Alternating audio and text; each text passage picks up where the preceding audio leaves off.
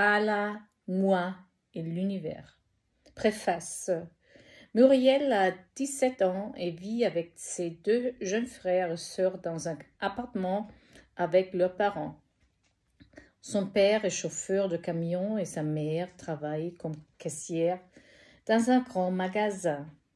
Le foyer de Muriel est un lieu froid, marqué par les constantes et agressives colères de son père, qui, lorsqu'il ne travaille pas, passe son temps à tout boire. Une nuit, après une nouvelle escalade de violence entre ses parents, Muriel décide de quitter la maison avec ses frères et sœurs et rend son but dans l'obscurité glacée. Une voiture s'arrête alors près d'eux. C'est Nadira avec son père. Nadira travaille avec Muriel dans un petit café où elles se rendent toutes deux après l'école pour gagner un peu d'argent. Nadira et son père Mohamed, qui est prédicateur dans une mosquée, prennent les 3 enfants avec eux. Peu après, quelque chose de terrible se produit à la maison de Muriel. Alors qu'elle essaie de surmonter ce traumatisme, elle trouve un réconfort dans une nouvelle religion, l'islam, tandis que Nadira, de son côté, commence à s'en éloigner. Ce livre raconte la transformation de ces 2 jeunes filles, chacune en quête de son propre chemin et de son propre identité. Muriel franchit la porte d'entrée de l'appartement, traînant derrière elle son sac de coursier.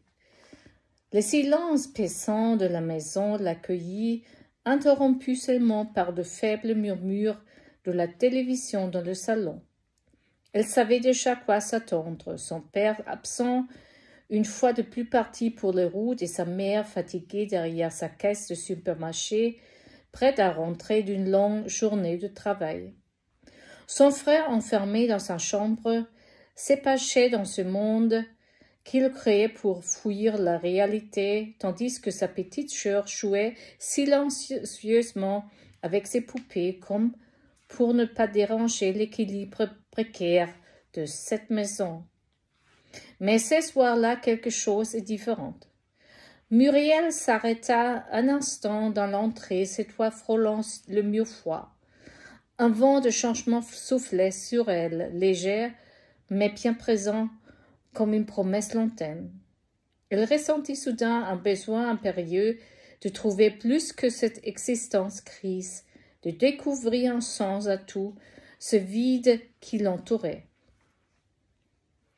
Alors qu'elle se dirigeait vers sa chambre, son esprit se tournait déjà vers l'extérieur, vers une lumière qu'elle n'avait pas encore identifiée, mais dont elle sentait déjà la chaleur.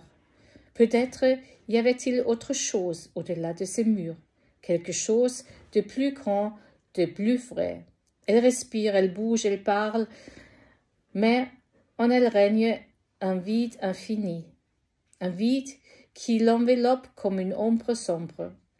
Elle se sent comme une spectatrice de sa propre vie, comme si elle était détachée des sentiments qu'un enfant devrait avoir pour sa famille. Elle veut aimer, vraiment aimer, mais que signifie l'amour qu'on ne l'a jamais connu?